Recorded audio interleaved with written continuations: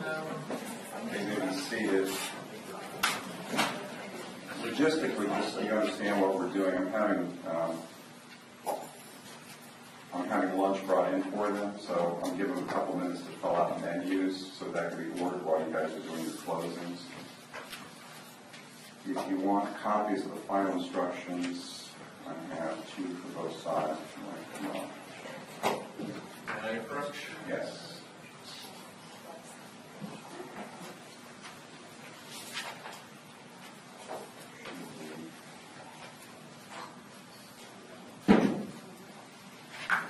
Scott, you can check me, but I think I've got the definition. I'm sorry, it's the new website on You talking about the Supreme Court website? Yeah. It doesn't. I had the same problem. It's got a button. None of the buttons work. And then when I close out the system, if you close out the web page, then they appear. Yeah, they just didn't redo their website. It doesn't work. So I got out when I sent you, I just got out the book. So I apologize. There's a way to get in, but it's a different way. Green thinks it's better. I think it's worse. They're filling out now. Yes, sir. We'll give them a couple minutes to do that, and then we'll. So it's not just me. Green thinks it's better. No, the website doesn't. I don't know whether the Supreme Court knows it or not, but it doesn't work.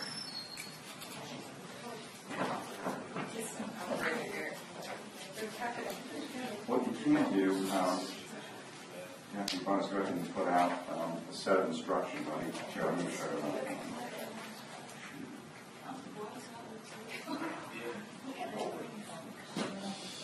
Yeah, there should be one for each one of the chairs.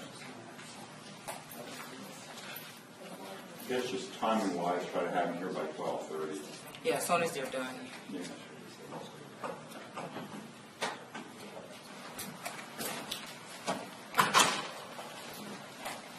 All right, Counsel, good to see you. Welcome back. The state has rested its case. Does the defense wish to present evidence and testimony at this time?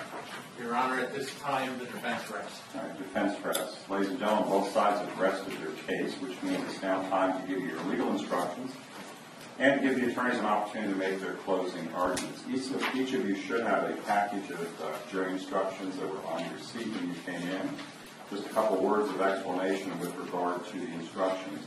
Most of these instructions I'm going to give to you before the attorneys actually make their closing argument. There's a small section under the subtitle Final Instructions I give to you after closing argument, but most of these will be published at this time. As I'm going through the instructions, I'll get to a point where I begin to read from a verdict form. Please do not frantically start looking for your copy of the verdict form. If you do not have a copy of the verdict form, there's an original. It's right here. It's obviously going to go back with you for use during the deliberations. But when I get to that point, don't look for a copy because you do not have a copy. I mentioned during my preliminary instructions I'm required to publish these in open court, which means I'm literally required to read these instructions to you. So you have a choice. You can listen to me read, or you can read along with me, but I'm now going to publish these instructions to you verbatim. Jury instructions. Members of the jury, I thank you for your attention during this trial. Please pay attention to the instructions I'm about to give you. Statement of charge. Melanie Eam, the defendant in this case, has been accused of the crime of second-degree murder, lesser included crimes. In considering the evidence, you should consider the possibility that although the evidence may not convince you that the defendant committed the main crime of which she is accused, there may be evidence that she committed other acts that would constitute a lesser included crime. Therefore, if you decide that the main accusation has not been proved beyond a reasonable doubt, you will next need to decide if the defendant is guilty of any lesser included crime. The lesser crime indicated or included in the definition of second-degree murder is manslaughter. Introduction to homicide. In this case, Melanie Eam is accused of second-degree murder. Second-degree murder includes the lesser crime of manslaughter, which is unlawful. A killing that is excusable or is committed by the use of justifiable deadly force is lawful. If you find James Berry was killed by Melanie Eam, you will then consider the circumstances surrounding the killing in deciding if the killing was second-degree murder, manslaughter, or whether the killing was excusable or resulted from justifiable use of deadly force. Justifiable homicide. The killing of a human being is justifiable homicide and lawful if necessarily done while resisting an attempt to murder or commit a felony upon the defendant, or to commit a felony in any dwelling house in which the defendant was at the time of the killing.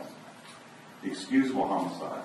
The killing of a human being is excusable and therefore lawful under any one of the following three circumstances. 1.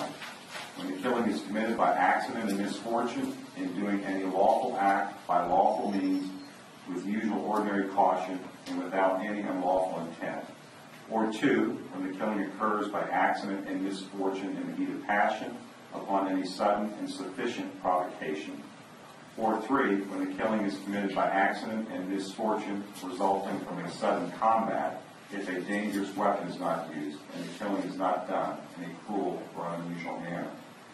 Dangerous weapon is any weapon that, taking into account the manner in which it is used, is likely to produce death or great bodily harm. I now instruct you on the circumstances that must be proved before Melanie Eam may be found guilty of second-degree murder or any lesser included crime. Second-degree murder. To prove the crime of second-degree murder, the state must prove the following three elements beyond a reasonable doubt. 1, James Berry is dead. 2, the death was caused by the criminal act of Melanie Eam. 3, there was an unlawful killing of James Berry by an act eminently dangerous to another and demonstrating a depraved mind without regard for human life. An act includes a series of related actions arising from and performed pursuant to a single design or purpose. An act is eminently dangerous to another and demonstrating a depraved mind. It is an act or series of acts that, 1, a person of ordinary judgment would know is reasonably certain to kill or do serious bodily injury to another, and 2, is done with ill will, hatred, spite, or an evil intent, and 3, is of such a nature that the act itself indicates an indifference to human life. In order to convict of second-degree murder, it is not necessary for the state to prove the defendant has an intent to cause death. An issue in this case is whether Melanie Eam did not have a depraved mind without regard for human life because she acted in the heat of passion based on adequate provocation. In order to find that the defendant did not have a depraved mind without regard for human life because she acted in the heat of passion based on adequate provocation, A, there must have been a sudden event that would have suspended the exercise of judgment in an ordinarily reasonable person, and B, a reasonable person would have lost normal self-control and would have been driven by a blind and unreasoning fury. And C, there was not a reasonable amount of time for a reasonable person to cool off. And D, a reasonable person would not have cooled off before committing the act that caused death. And E, Melanie Eam was in fact so provoked and did not cool off before she committed the act that caused the death of James Berry. If you have a reasonable doubt about whether the defendant had a depraved mind without regard for human life because she acted in the heat of passion based on adequate provocation, you should find her not guilty of second-degree murder, but should instead consider whether she is guilty of some lesser included crime. If you find the defendant guilty of second-degree murder, you must next determine whether at the time of committing the second-degree murder, she carried, concealed, used, threatened to use, or attempted to use a weapon. If you find she carried, concealed, used, threatened to use, or attempted to use a weapon, you should find her guilty of second-degree murder while in possession of a weapon. If not, you should find her guilty only of second-degree murder. A weapon is defined to be any object that could be used to cause death or inflict serious bodily harm. Manslaughter. To prove the crime of manslaughter, the state must prove the following two elements beyond a reasonable doubt. 1, James Berry is dead. 2, Melanie Eam intentionally committed an act or acts that caused the death of James Berry. Every person has a duty to act reasonably towards others. If there is a violation of that duty without any conscious intent to harm, that violation is negligence. The defendant cannot be guilty of manslaughter by committing a merely negligent act, or if the killing was either justifiable or excusable homicide, as I previously instructed you. In order to convict of manslaughter, it is not necessary for the state to prove that the defendant had an intent to cause death, only an intent to commit an act that was not merely negligent, justified, or excusable, and which caused death. If you find the defendant guilty of manslaughter, you must next determine whether, at the time of committing the manslaughter, she carried, concealed, used, threatened to use, or attempted to use a weapon. If you find that she carried, concealed, used, threatened to use, or attempted to use a weapon, you should find her guilty of manslaughter while in possession of a weapon. If not, you should find her guilty only of manslaughter. A weapon is defined to mean any object that could be used to cause death or inflict serious bodily harm. Plea of not guilty, reasonable doubt, and burden of proof. The defendant has entered a plea of not guilty. This means you must presume or believe the defendant is innocent. The presumption stays with the defendant as to each material allegation in the indictment through each stage of the trial, unless it has been overcome by the evidence to the exclusion of and beyond a reasonable doubt. To overcome the defendant's presumption of innocence, the state has the burden of proving the crime with which the defendant is charged was committed, and the defendant is the person who committed the crime. The defendant is not required to present evidence or prove anything. Whenever the words reasonable doubt are used, you must consider the following. A reasonable doubt is not a mere possible doubt, a speculative, imaginary, or forced doubt. Such a doubt must not influence you to return a verdict of not guilty if you have an abiding conviction of guilt.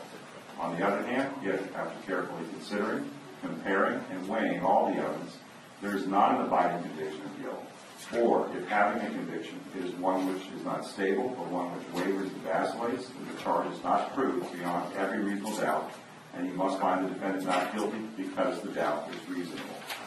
It is to the evidence introduced in this trial, and to it alone you will look for that proof.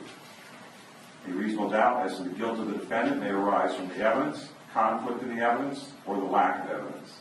If you have a reasonable doubt, you should find the defendant not guilty.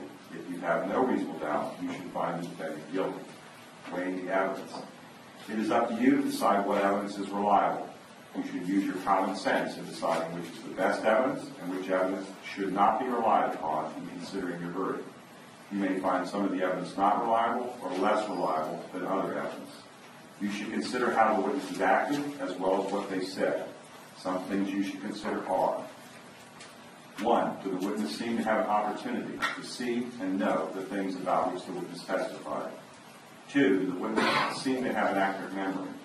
3. Was the witness honest and straightforward in answering the attorney's questions? 4. Did the witness have some interest in how the case should be decided? 5. Does the witness's testimony agree with the other testimony and other evidence in the case? Whether the state has met its burden of proof does not depend upon the number of witnesses it is called or upon the number of exhibits it is offered, but instead upon the nature and quality of the evidence presented. The fact that a witness is employed in law enforcement does not mean that his or her testimony deserves more or less consideration than that of any other witness. Expert witnesses are like other witnesses with one exception. The law permits an expert witness to give his or her opinion. However, an expert's opinion is reliable only when given on a subject about which you believe him or her to be an expert. Like other witnesses, you may believe or disbelieve all or any part of an expert's testimony. It is entirely proper for a lawyer to talk to a witness about what testimony the witness would give if called to the courtroom. The witness should not be discredited by talking to a lawyer about his or her testimony. You may rely upon your own conclusion about the credibility of any witness. A juror may believe or disbelieve all or any part of the evidence or the testimony of any witness. You have heard a recorded interview that contains opinions and statements by a law enforcement officer to the defendant. These opinions and statements are pertinent only to explain the reactions and responses they elicit. You are not to consider these opinions and statements by the police officers true, but only to establish the context of the defendant's reactions and responses. Defendant not testifying. The Constitution requires the state to prove its accusations against the defendant. It is not necessary for the defendant to disprove anything, nor is the defendant required to prove her innocence. It is up to the state to prove the defendant's guilt by evidence. The defendant exercised a fundamental right by choosing not to be a witness in this case. You must not view this as an admission of guilt or be influenced in any way by her decision. No juror should ever be concerned that the defendant did or did not take the witness stand to give testimony in the case. Defendant's statement. A statement claimed to have been made by the defendant outside of court has been placed before you. Such a statement should always be considered with caution and be weighed with great care to make certain it is freely and voluntarily made. Therefore, you must determine from the evidence that the defendant's alleged statement was knowingly, voluntarily, and freely made. In making this determination, you should consider the total circumstances, including but not limited to: 1. whether when the defendant made the statement, she had been threatened in order to get her to make it, and 2, whether anyone had promised her anything in order to get her to make it. If you conclude that the defendant's out-of-court statement was not freely and voluntarily made, you should disregard it. Rules for deliberation. These are some general rules that apply to your discussion. You must follow these rules in order to return a lawful verdict. 2, you must follow the law as set out in these instructions. If you fail to follow the law, your verdict will be a miscarriage of justice. There is no reason for failing to follow the law in this case. All of us are depending upon you to make a wise and legal decision in this matter. 3, this case must be decided only upon the evidence that you've heard from the testimony of the witnesses and these instructions. 4, this case must not be decided for or against anyone because you feel sorry for anyone or are angry at anyone. 5, remember, the lawyers are not on trial. Your feelings about them should not influence your decision in this case. 6, your duty is to determine if the defendant has been proven guilty or not in accord with the law. It is the judge's job to determine a proper sentence if the defendant is found guilty. 7, whatever verdict you render must be unanimous, that is, each juror must agree to the same verdict. 8, the jury is not to discuss the question that the jury wrote and asked by the court and must not hold it against either party. 9, your verdict should not be influenced by feelings of prejudice, bias, or sympathy. Your verdict must be based on the evidence and on the law contained in these instructions. Cautionary instruction. Deciding a verdict is exclusively your job. I cannot participate in that decision in any way. Please disregard anything I may have said or done that made you think I preferred one verdict over another. Verdict. You may find the defendant guilty as charged in the information or of such lesser included crime as the evidence may justify or not guilty. If you return a verdict of guilty, it should be for the highest offense which has been proved beyond a reasonable doubt. If you find that no offense has been proved beyond a reasonable doubt, then of course your verdict must be not guilty. The verdict must be unanimous, that is, all of you must agree to the same verdict. Only one verdict may be returned as to each crime charged. The verdict must be in writing, and for your convenience, the necessary verdict form has been prepared for you. It is as follows. Verdict. We, the jury, find as follows. We find the defendant guilty of second-degree murder as contained in the information. If you find the defendant guilty of second-degree murder, you must next answer the following question. If the state proved beyond a reasonable doubt that the defendant carried, concealed, used, threatened to use, or attempted to use a weapon, yes or no? Guilty of manslaughter, a lesser included offense. If you find the defendant guilty of manslaughter, you must next answer the following question. Did the state prove beyond a reasonable doubt that the defendant carried, concealed, used, threatened to use, or attempted to use a weapon, yes or no? Not guilty. So say we all this blank date of January 2019 in West Palm Beach County, Florida, to be signed by the jury foreperson. Those are the written instructions I have for you. At this time, the attorneys will now have an opportunity to make their closing arguments. I'll remind you of what I told you at the beginning of the case. Closing argument is not evidence. It's simply the attorney's opportunity to tell you what they believe the evidence has shown, or again, perhaps from their perspective, not shown. Both sides will have equal time for the closing argument. I would say that's the right portion of its closing argument